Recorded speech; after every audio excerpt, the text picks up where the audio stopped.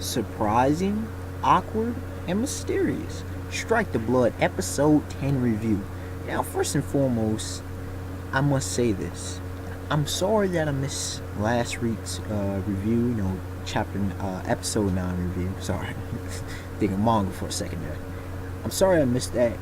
It's because my whole schedule was thrown off because of Thanksgiving. I had a great Thanksgiving and all, but it really threw off a bunch of junk. So only Tuesday or Wednesday or so that I really started, I was really good. I was back into the swing of things. So yeah, that's why I didn't, sorry to my Strike the Blood, followers of my reviews and all that jazz. Now we move on to this review. Now, before I do actually begin, I will say this about the last episode. I don't quite remember because I forget when I actually watched it.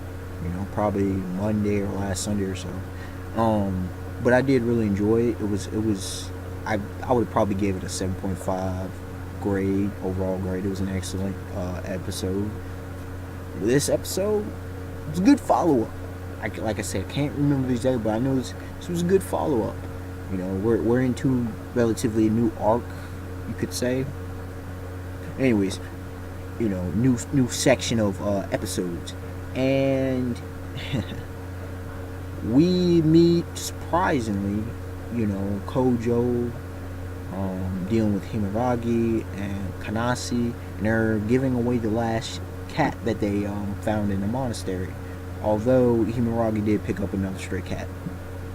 Okay, cool, good. And gotta say this, Kanase is good looking. Not gonna lie, her face, she's good looking. I know she's young, but she's good looking. Her white hair actually does suit her quite well. Looks angelic. Just saying, that's some hints, but she does look angelic. So, who rolls up like a boss as always? Natsuki. And more, this is comedic every time. It's good comedy. Natsuki-chan, before Kojo could finish, Natsuki-chan, however you want to say it, Natsuki hit, smacks him on the side. It's like, yo, boy, what have I told you? You do not refer to your teacher as Chan. You don't do it. Nah. But anyways, what do we have here? No animals are supposed to be on school premises, school property. But Kojo, you know how we can remedy this? You meet me this evening, no BS. Meet me where I tell you to. So, flip over. And we see Kojo just chilling, waiting. And Natsuki walks up. And I gotta say these things about Natsuki.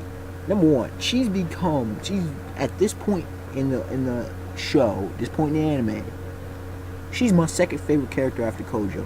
Kojo's my favorite character not because he's a main character, because there's things about him I like. But Natsuki, not only she's beautiful, and look, it's not because she's attractive. She's got a great face, pretty, whatever, beautiful face, whatever. It's not just that. It's the fact is, like, she brings off this aura. She gives off this aura, right? She emits this aura, and it's a mix of calmness, confidence, and wisdom. Add to the fact that she's highly intelligent, and she is very, very knowledgeable. As an attacker, she's very knowledgeable about magic and whatnot, and about the world around her. Well, about their world. And the very fact is, her magic skill, she's on some top tier, at least that we know of. She's on top tier level. Void magic, y'all, we don't see nobody doing them chains though. Y'all, Natsuki, man. So yeah, man, find her very attractive, for those reasons. She's got this older vibe, and especially it's good to see we have an older, Dimitri Walter, although he's older, he's not really, and they faced off older people like Gardos and Ustage, but they need, because these dudes are teenagers, they need an older presence like Natsuki to ground them in and get them going. But anyway, enough of that goodness. Natsuki, she comes up, and y'all, comedic, as well as her, her general straightforward, calm, level nature. Comedic, like when she say, she notices Yukina Himeragi. She notices Himeragi and Himeragi Yukina, however you want to say it. She notices her and she's like, so pretty much you follow her. You follow him. She's like, of course, I'm the fourth progenitor's observer. Like, come on. Don't even, quit using the guys. We all know that's not the only reason why you following Kojo. Akatsuki Kojo. But we move on beside that. And she's like, really? Does an observer wear yukata? Yo, she was smart. And, Himaragi's embarrassed. And she's like, Nagisa-chan, she drew me into this festival and blah, blah, blah. But yeah, good comedy. So pretty much Natsuki breaks it down. She's like, yeah, you remember that, about the explosion happened. And, Coach was like, yeah, I thought it was in a flashback to the last episode. He saw the explosion. He's like, I thought it was just some demons. She's like, nah, bro. And then he's like, yeah, he's about these masked dudes. And I don't know how he knows about it. But regardless, like I said, I forget last episode. Regardless. Anyways, so she's like, I brought you here because I need fourth progenitor's help. And he's like, cool, let's get down to work and everything, and, blah, blah, blah. And then we see pretty much they warp, the area changes like some warp, and I'm like, what's going on? And then they mention void magic. I'm like, I should have known. Natsuki, just doing Natsuki. And she's like, sword shaman. Lord have mercy, what was I saying? Sword shaman. I'm gonna need your help talking to Himeragi. And so they both go in and tag teaming because they see the clashing between these two masked folk again. And these dudes are going in on some angel, and Natsuki don't even know what kind of magic it is. And Himari's like, this seems like some divine possession kind of stuff. So it's like, some angelic stuff. Anyways, so they go in, but pretty much Natsuki changed it to no effect. So it's like, oh, okay, Natsuki's top tier magic ain't quite effective, so there's some serious stuff here. We got some serious things. So they still going in, and then one of the female creatures, you could say, I don't know, anyway, she attacked, and the tower looks like it's going down. Natsuki's holding up and everything, but before a final blow against Kojo, because he unleashed a familiar, but the one, the one that kind of knocked down that was knocking down the tower, she which they were on, she tanked his ninth familiar. So okay, she tanked the horseman. Wow, tight stuff. And he was surprised. And so yeah, she tanked it. So I mean, look, Kojo needs to get more combat skills. Besides just familiars, he just needs to get more combat skills. Let's just be real. I know he's young, but come on. Or needs to get stronger magic. I don't know. He maybe needs to learn some magic or something. I don't know. Maybe once he learns, unleashes more familiars, whatever. But anyways, so the other, possessed angelic being, she relatively saves the group, and because there was another person, and Natsuki's up in the air, but she saves the group, and she goes into devour mode. And who, lo and behold, Kanazi. Not surprised. Himeragi and Kojo. And then flip over.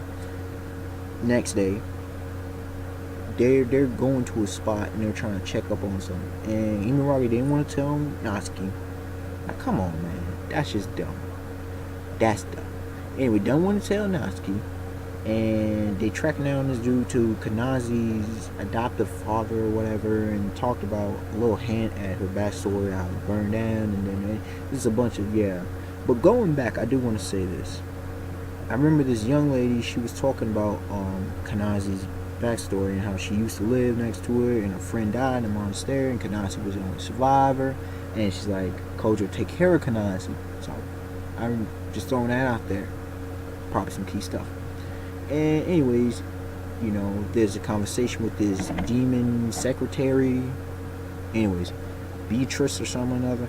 And she leads them to a dude who has a plane. They go on that plane. And look, ladies and gentlemen, this episode was kind of some forced Himeragi Kojo action. But here's the thing about it.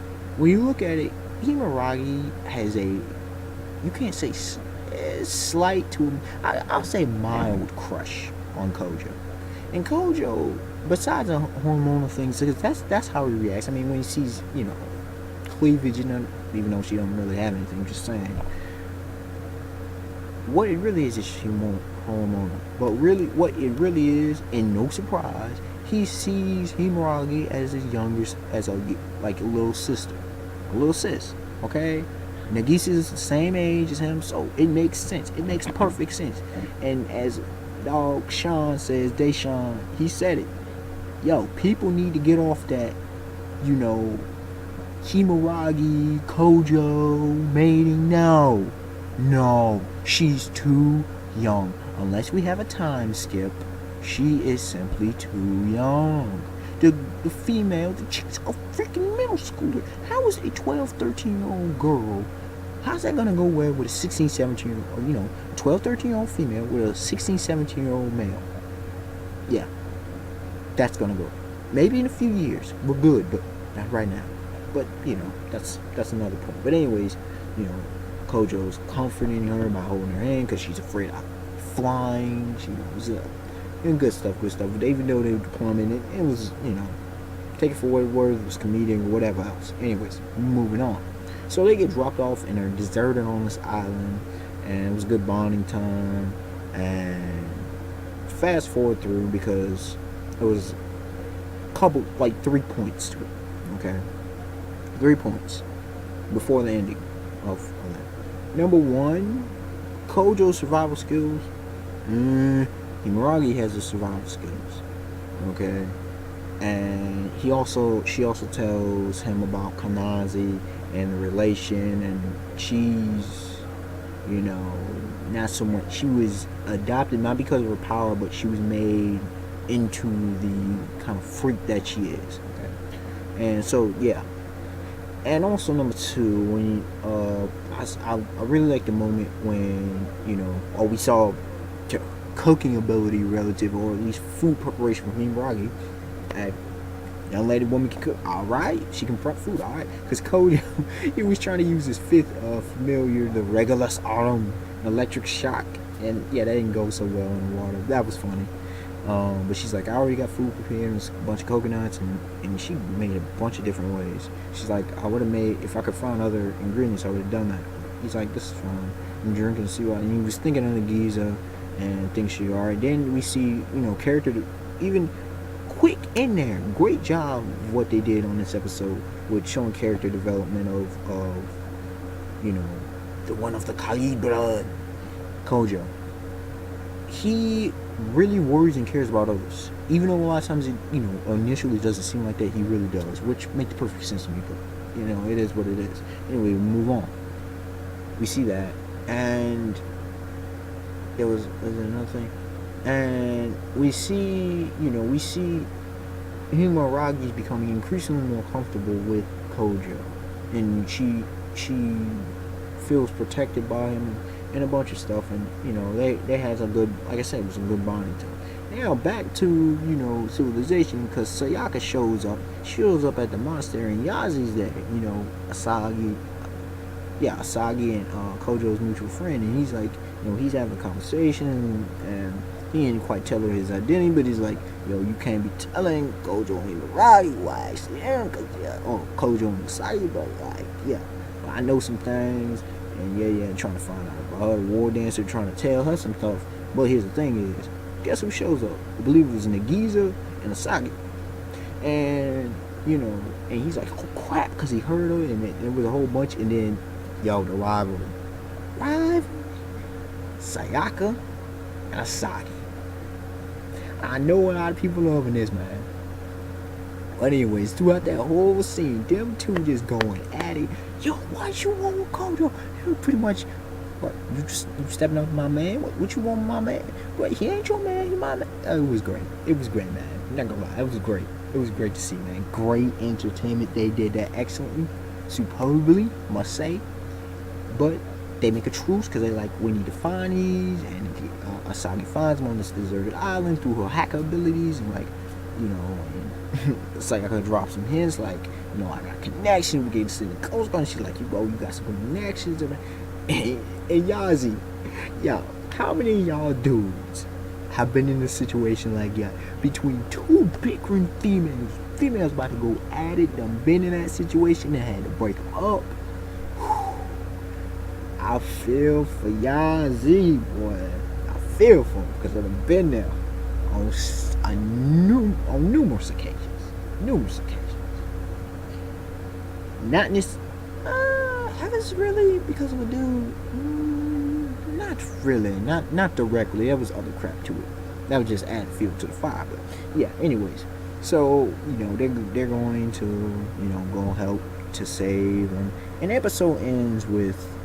And here's what the surprising, shocking part of it, and awkward. And I'm pretty much my whole thumbnail, all surprising, awkward, and mysterious. Yo, princess of all the good, whatever, the princess. Yeah, she's naked on the island bathing. Kojo just stung something like. I'd have been like, I would have had a similar face to him, different, but he. Obviously hormones probably keep, but I've been like, and let me be real about her, okay? Y'all know the computerized looking females that they be making on video games and stuff, on computer, yeah, she looks like that. She don't look really real, okay? Like the rest of you, she looks like one of those computer made, customized females, not real, in her face and everything. So I just noticed that, and she also is white, but we'll see where this goes, man. I have pretty much no idea. Didn't really watch, preview. I don't know. So, unexpected one to like, comment, subscribe. Tell me your thoughts. My overall review, 7.5. I thought it was an excellent 7.5 out of 10. I thought it was an excellent episode. Strike the blood. They said, tell me your thoughts, and yeah, man, can't wait to see more of this rivalries between Sayaka and Asagi, and see Himuragi get up in there.